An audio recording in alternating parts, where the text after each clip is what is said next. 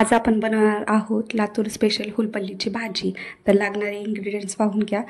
शेंगदाणे अर्धा वाटी, 2-3 चमचे हरभऱ्याची डाळ, चिंच भिजत घालायची आहे अर्धा 1 तास आधी, उभा चिरलेला कांदा, लसण आणि कढीपत्ता।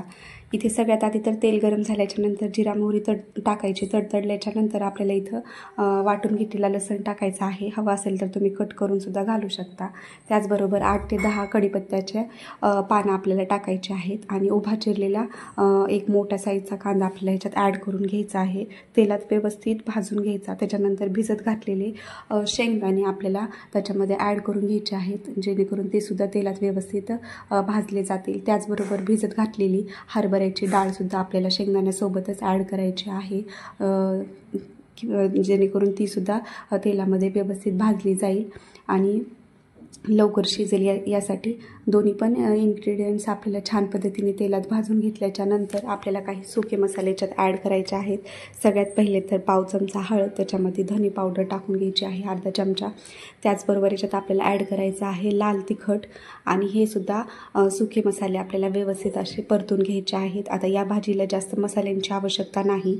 त्याचबरोबर आपल्याला भिजत घातलेले चिंचेचा कोळसुद्धा इथे घालून घ्यायचा आहे भाजीमध्ये आणि त्या चिंचेच्या पाण्यामध्ये शेंगदाणा आणि डाळ हे सगळे इन्ग्रेडियंट्सना व्यवस्थित आपल्याला शिजवून घ्यायचे आहे। नंतर आपल्याला याच्यामध्ये पाणी ॲड करायचं आहे। जेवढी काय आपल्याला भाजी बनवायची असेल तेवढ्या प्रमाणामध्ये पाणी ॲड करून घ्या। पाण्याला ना व्यवस्थित उकळी येते इकडं, तोपर्यंत आपल्याला ना अगदी 2 ते 3 चमचे इतकं डाळीचं पीठ घ्यायचं आहे, छान व्यवस्थित चाळून। आणि त्याच्यानंतर थोडंसं पाणी त्याच्यामध्ये ॲड करत जाऊन आपल्याला त्याचं एक घोल बनवून घ्यायचा आहे। त्या पिठाचा गाठी वगैरे त्याच्यातल्या सगळ्या फोडून मिक्स करून घ्यायचं आहे, जेणेकरून उकळीमध्ये टाकल्याच्या नंतर कुठेही लम्स राहणार नाहीत। अशा पद्धतीने त्या सगळ्या गुठळ्या वगैरे आपल्याला फोडून घ्यायच्या आहेत। आणि पाणी इकडं आपल्या फोडणीला पण उकळी आली आहे। त्या उकळीमध्ये आपल्याला आपण तयार करून घेतलेला घोल जो आहे तो हळूहळू सोडायचा आहे आणि एका साईडने चमच्याने ना आपल्याला हलवत ना व्यवस्थितपणे तो घोल ना मिक्स करून घ्यायचा आहे। हे डाळीच्या पिठाचा घोल टाकताच ना भाजीला थिकनेस यायला सुरुवात होते।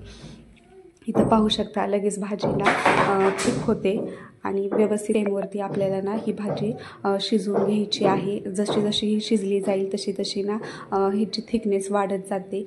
आता मीडियम थिकनेसवर असतानाच आपल्याला गॅसची फ्लेम ऑफ करायची आहे, जेणेकरून ही गार झाल्याच्या नंतर ना अजूनच जास्त घट्ट होत असते। त्याच्यामुळे चला तर मग छान अशी ही रेसिपी आहे। जर भाजीला काही नसेल तर तुम्ही नक्की ट्राय करून बघू शकता। व्हिडिओ आवडला असेल तर नक्की लाईक आणि सबस्क्राईब करा। बाय।